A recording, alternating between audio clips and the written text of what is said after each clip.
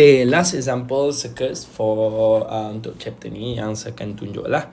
Yang lebih tu kalau awak nak tanya boleh PM sendiri macam mana. Alright. So okay, 13. So kita ada dia telah beri circuit and then effective resistance of the circuit. Okay, first diminta total resistance. Second diminta current pass through 12 ohm. Okay. And then potential difference across 4 ohm nya resistor. Alright. So untuk jawab soalan ni, okay, senangnya tadi kita, so first step tadi kita nampak ni. Mana senang dulu ni yang series. So series kan ni dulu and then nampak whole dua ni adalah in parallel.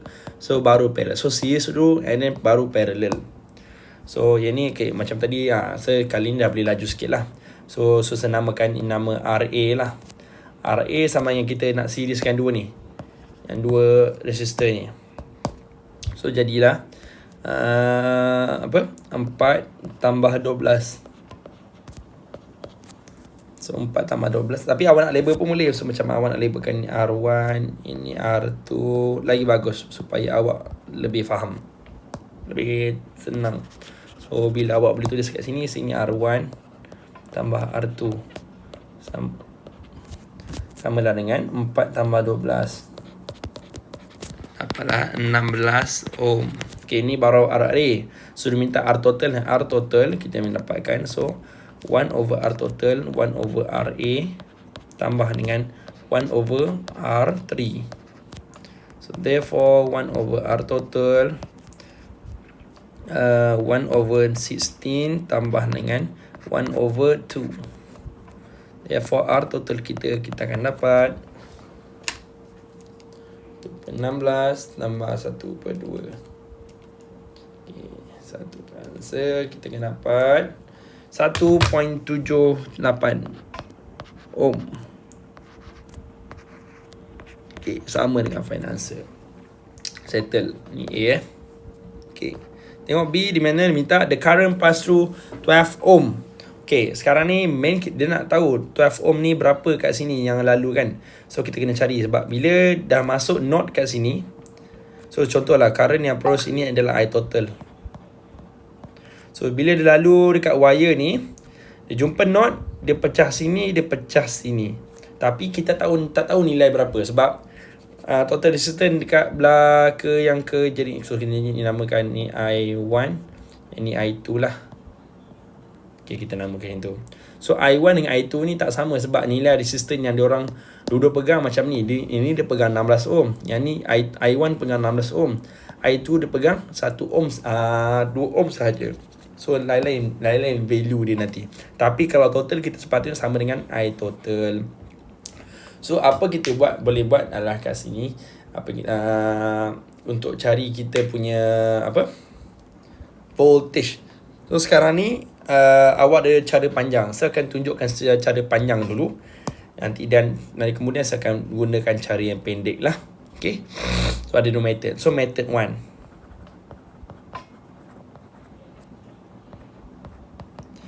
Method 1 adalah di mana kita nak cari nilai current. First kita nak cari nilai I total dahulu. So I total adalah samalah dengan formula dia. So kita nak cari V total over R total. So V total kita sama dengan 8 volt. So R total kita samalah dengan R total kita tadi berapa? 1.78. So therefore kita dapat kita punya current sama dengan 4.5 ohm. 4.5 ampere, sorry. Okay, ini I total kita. Therefore kita nak guna I1, nak cari I1. Macam mana nak cari I2 macam mana? So apa kita buat adalah first kita cari dia punya nilai voltage dekat sini. So kita tahu, kita cari daripada R3 supaya kita nak kita tahu I total samalah dengan I1 tambah I2. Okay. So sekarang kita cari I2 dulu sebab I2 yang possible. So nanti sebab I total dah ada, kita tolak je lah, dapat nilai I1. Ni, so nak cari I2 macam mana? Sebab I2 sekarang ni, dekat I2 ni ada satu resistor saja. Jadi kalau awak perasan, Ini adalah singular resistor kan, ini parallel. So this one adalah dia parallel dengan kita punya source voltage. Jadi bila sama parallel, so saat ini R3 ni adalah 8 volt dia punya voltage. So apa kita boleh cari? Kita nak cari I2. I2 samalah dengan V R3 over R3. So VR3, R3 kita samalah dengan 8 volt tadi, sebab kita sama dengan source sebab dia parallel dengan source kita tadi. And then R3 kita 2 ohm. So therefore kita akan dapat 8 bagi 2 adalah 4 ampere. Therefore kita nak settlekan ni adalah menggunakan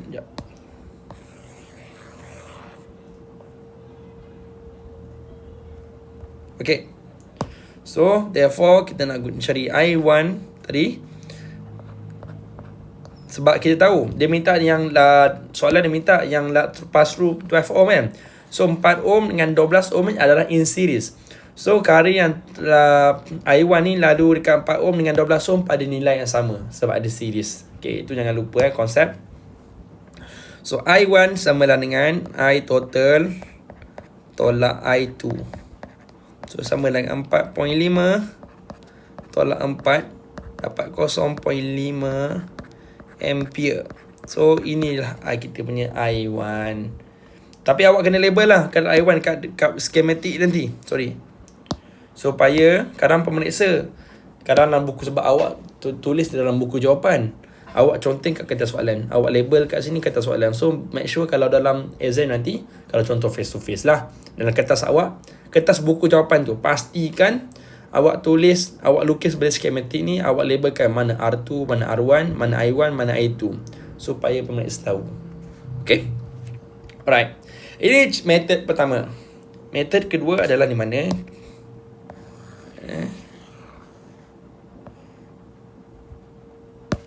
Okay, method kedua apa yang kita boleh cari ya? Menggunakan total tadi.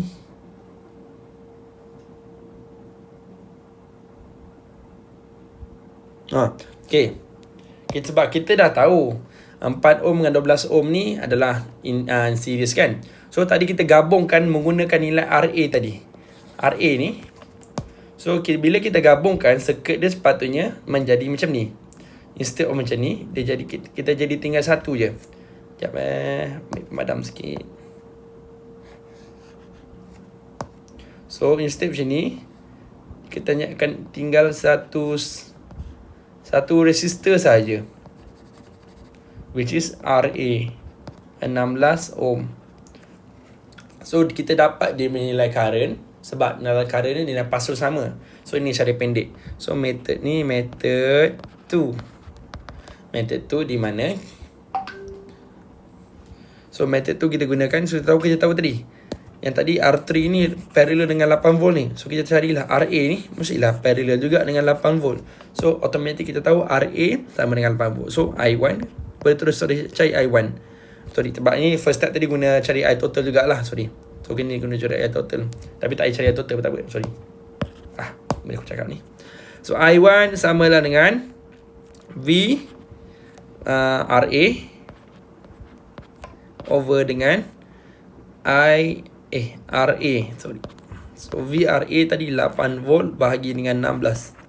So kita dapatlah 0.5 ampere. Ya, ini cara yang pendek. Nampak kita boleh terus capai. Alright. Okay. So okay, jawab soalan yang ketiga pula di mana soalan C. Di mana potential difference across 4 ohm resistor. Okay, sekarang tadi kita dah dapat nilai current lah I1 kan. Cari je lah direct, senang dah. So VR4.